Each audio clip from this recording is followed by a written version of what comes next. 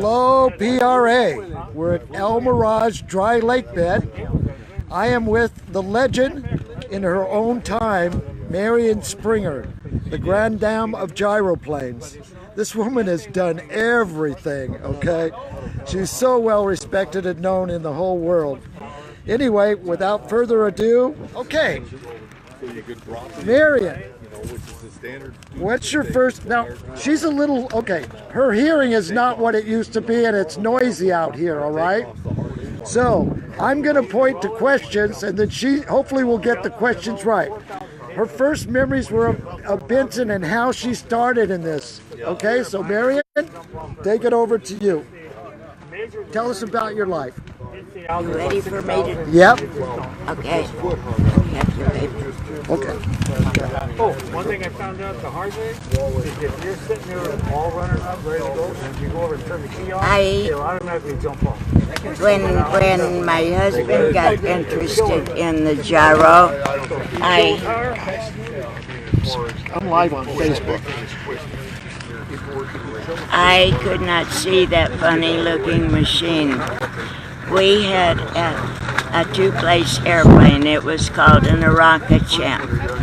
We had not too long before recovered it, and I had painted it a metal like blue with gold stripes down the side and stars on the nose. Sounds beautiful. And I thought I had heaven in my pocket with a good husband, 4 good children, and an airplane. I'd get my husband off to work in the morning, get my kids off to school in the morning, and I'd go fly all day. We had a puppy, and I wanted him to get to the point where he would fly with me in the airplane. And he was afraid of riding in the car. And I asked a vet about that. He says, take him for a ride anytime you can.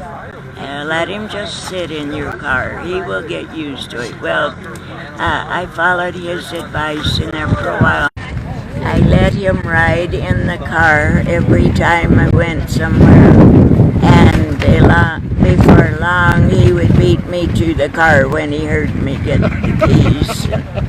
So he was my car buddy, and he enjoyed flying. He would sit in the back seat, and he could stand on it, he could lay down on it, but he couldn't get on the floor to interfere with the back rear control stick. So he would sit on the seat, he would reach up his leg and put his paw on my shoulder, and he would sit there and look out at the countryside. So he was my buddy. That's fine. Well, Go take, you know, I've done it. Go take his money. We had a granddaughter come along about that time, our first grandchild. I was the babysitter. Well, goodbye, Champ. We don't get to fly anymore. I'm on the ground changing diapers.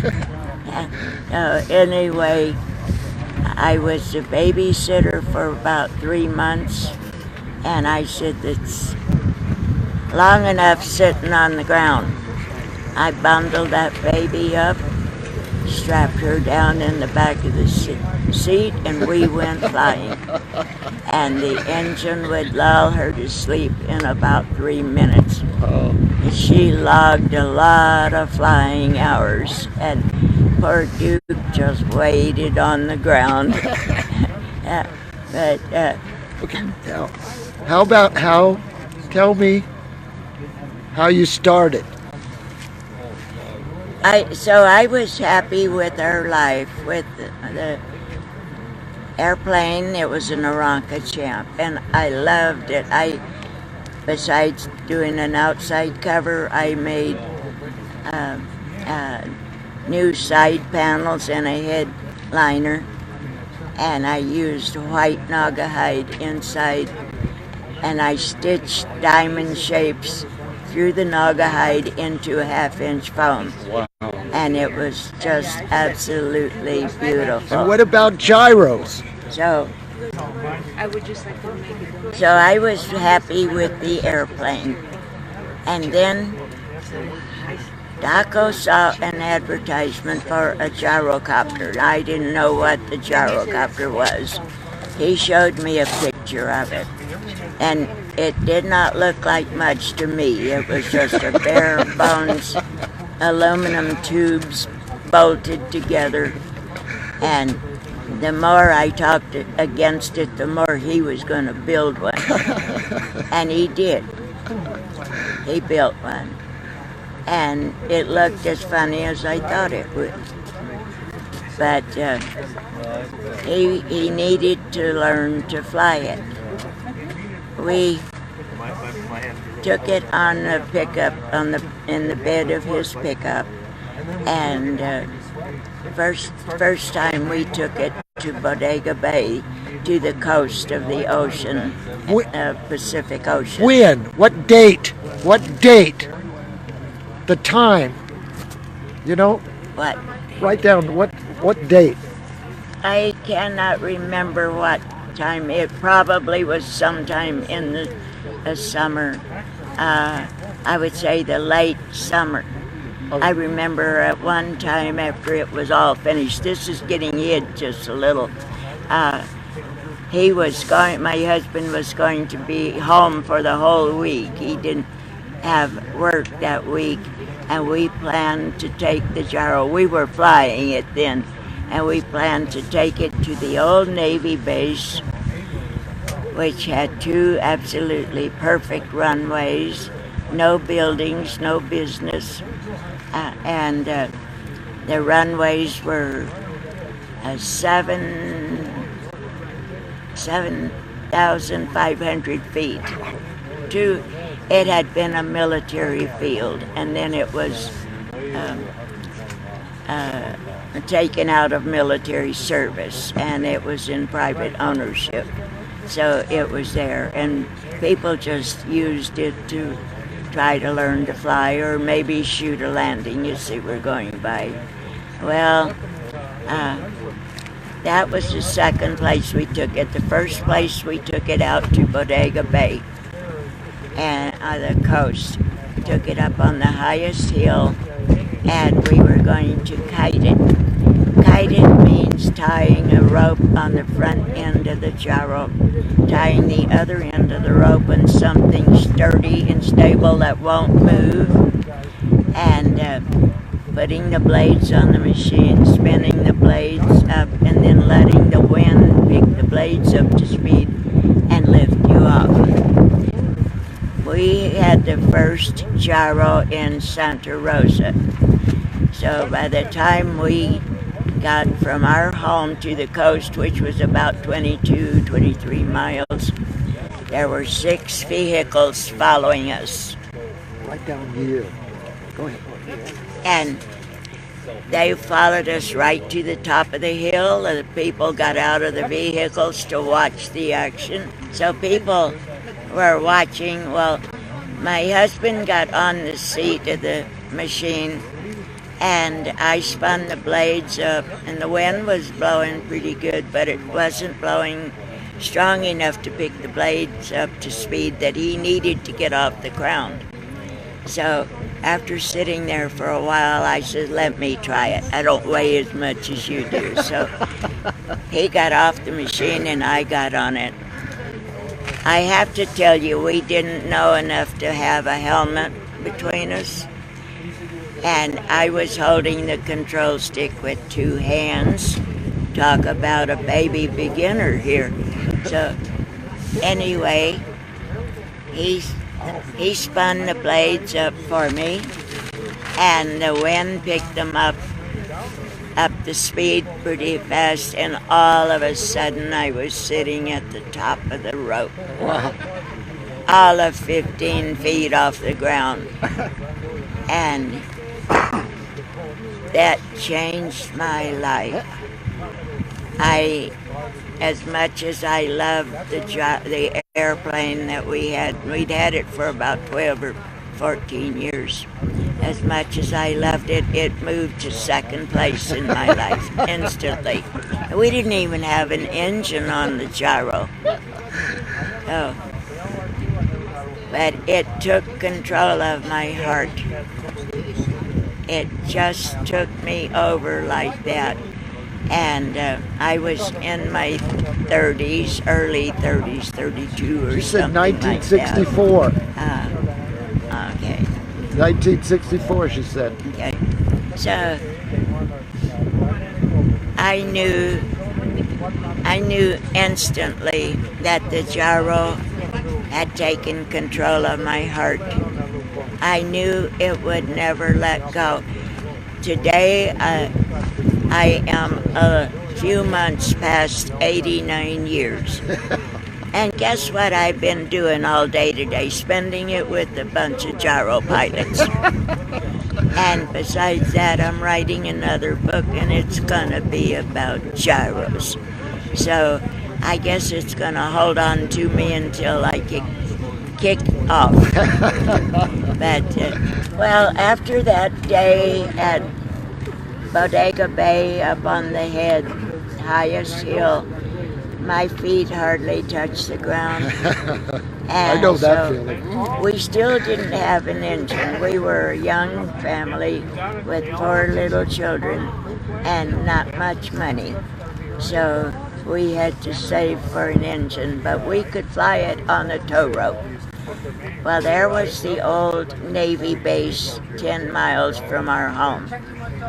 So we started taking the gyro out to the Navy base, tying a rope on the front end of the gyro, the other end of the rope on the frame of the truck. And we would pull each other on the runways over there. And that way we learned to fly the machine. We learned to get the blades up to speed. We learned that you don't hold the control stick like you're holding on to a baseball bat.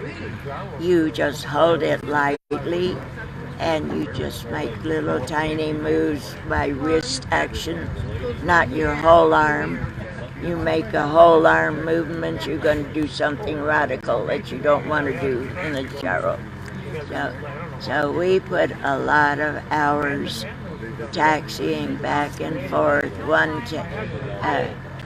totally self-taught. driving the car, the other one kiting. And on a tow rope, we would climb as high as the rope would allow. We could move to one side or the other side of the runway, and we could learn to land. We learned a lot just on the tow rope, and we were saving money all the time till we got enough for an engine. And the engine we were looking for would be a McCulloch engine. The McCulloch came in 2 horsepowers, either 72 horsepower or a 90. And of course I wanted more power. So pilots do. We bought a 90 horse McCulloch and put it on the gyro. Oh, a whole new ball game. Freedom. Now we're going to be flying on power. We're not going to be limited to staying right over the runway tied to the truck. Freedom. Yeah. The engine said freedom. And so we learned to take off. We learned to fly straight and level. We learned to make turns. We learned to make complete circles. We learned to climb, to land. And at one time, it was August. In August, my husband had a week off of work. Oh, joy. We were going to fly all day long, the whole week. Would you believe it rained the whole blessed week? We didn't get off the ground. It rained the whole week. That's miserable. And this was Santa Rosa. It didn't rain like that very often. Right. So we took turns flying with his gyro. we went out as often as we could and build up our time on it. And then one day, my husband said to me, oh man, this made me happy. He said, we're gonna have to build you a gyro of your own. You're hogging all the time on my machine. Oh man, I was the happiest kid in town. And he made me do most of the work on the tubing, as far as cutting tubing, and also drilling holes. And I remember on one piece, it happened to be the keel, which was about 12 feet long piece of 2 by 2 inch tubing, aluminum tubing. And I got one hole just a little incy bit off. He threw the whole thing apart. Trash. I had to drill the holes just perfect. So I did. I got better at it, and I drilled them. And when I had the framework all drilled, and he put them together, he could, cinch them up tighter than I could. And then it came to rotor blades. This was before Benson had come out with metal blades. He started with a kit of parts to make the metal blades, and then he came out with, and they'd be wood. And then he came out with wood blades that were completely made but not painted. So when he had built his gyro, the one that we had trashed, he had got the kit and built the blades by kit. It was a little less expensive. But with the second time we were building, he bought the blades that were finished. They were built, and they needed to be finished. It was going to go on my gyro, the blades were, and I was going to make a semi-enclosure for I did a lot of fiberglass work, and we had molds for a semi-enclosure. And so I made a blue metal flake fiberglass semi-enclosure for it. So the blades, of course, had to be blue metal flake. I'll tell you, there was a lot of work in making those blades. I bet. They didn't have equipment. If they did, I didn't know about it. If I'd known about it, I couldn't have afforded it. So I would put a little varnish on the blades. I would take, don't laugh at this, I would take a salt shaker that was filled with fine metal flake, and I would shake that onto the blade that had the wet varnish on it. Very good. And when we got enough varnish and glitter on it, then Daco would put a color on it, a varnish with a color in it. So it turned out as blue metal flake rubber. Beautiful. And they were very beautiful. They were good. I didn't get them too heavy. I kept them in balance really good. And I had my own gyro. Finally. Meantime, he had built one for him, so we had his and hers. And we spent a lot of time on the old Navy base learning to fly our gyros. I gotta tell you a little thing here that maybe some people will think is not nice, but we did a lot of practicing of different things on landings. We practiced landing with the engine shut off. Now, when you do that, the pilot has very few options once he shuts the engine down. And we were practicing shutting the engine down, and then go out and start it and do it again. And after a while, there was a little red car that came onto the Navy base. Well, we were practicing our dead stick landings, and once a pilot shuts the engine off, the gyro will come out of the sky pretty fast. Somebody says if you're 30, 40 feet in the air and you shut the engine off, in 1 second you're on the ground. It's not that fast, but it is fast. And you have no time to go somewhere else, no altitude or time to go looking for a better place to land. So when your engine quits in a gyro, you're going to land straight ahead. Right there, yeah. And that's what we were doing. We were taking off on the runway and getting up about 30, 40 feet and shutting the engine off and landing straight ahead. And then a little red sports car came out on the runway.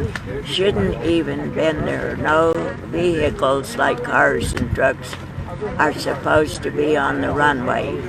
Well, he was running up and down the runway, and we were waving our arms at him. Get out, get out.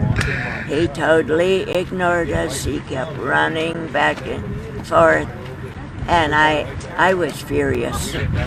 He added a lot of danger to what we were doing, and I decided to run him off the field. Sounds like our Marion. So I did. I positioned my gyro at the north end of the runway. The engine was running, the blades were up to speed.